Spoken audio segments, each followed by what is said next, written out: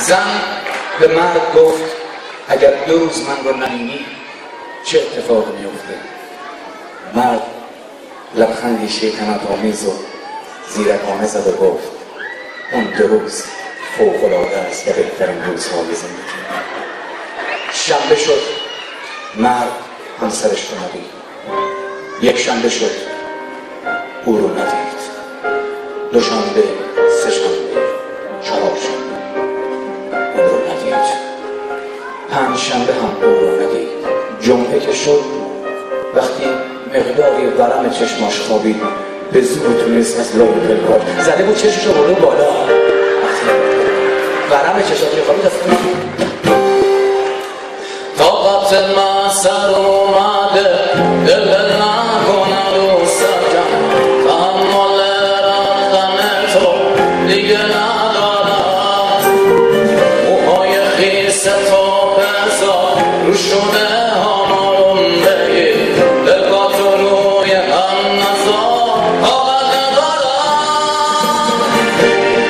تو نرو سخته بخوام بی تو بمونم، سخته بخوام بی تو بخونم، نرو میمیرم نمیتونم.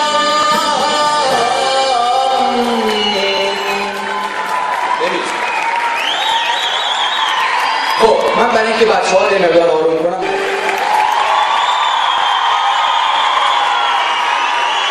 صحبت از این شد که چرا من ازدواج نکردم. یکی از دوستان من آقای امامیه باباش براش رفت خواستگاری. میدونید که این روزها مهریه ها رو بر مبنای اون چیزی که تو جامعه ارزش پیدا میکنه تعیین میکنن. مثلا اون زمان که بنزین خیلی مهم شده بود، پدر عروس برگشت گفت مهریه دختر من 1 میلیون لیتر بنزین آزاده.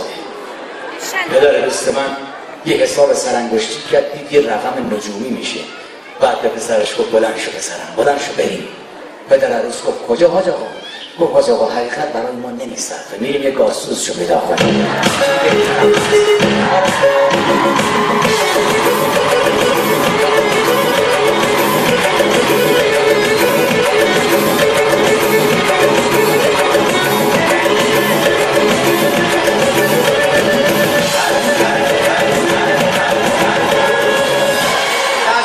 من شما رو به آرامش دعوت میکنم.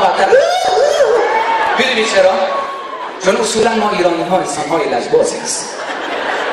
در تمام دنیا فقط یک ایرانی میتونه روی مبل 4 زانو بشینه.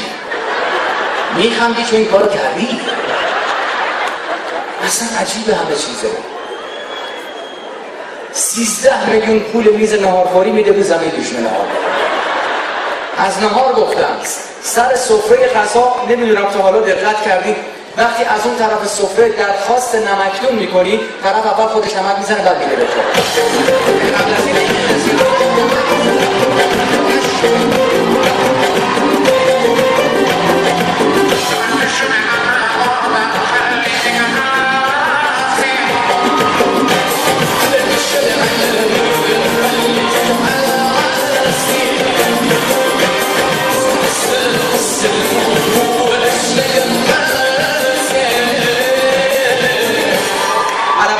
تعجب میکنم این عربا چه ندارن چجوری عرصه میکنن.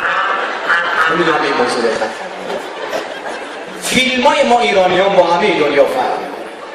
در قسمتی از فیلم مادره وایستاده داره مثل ابر بهار گریه میکنه، پسره میره پدره رو بغل میکنه. حالا مادر واقعی خودشه ها، بالاخره محدودیت هایی هستن.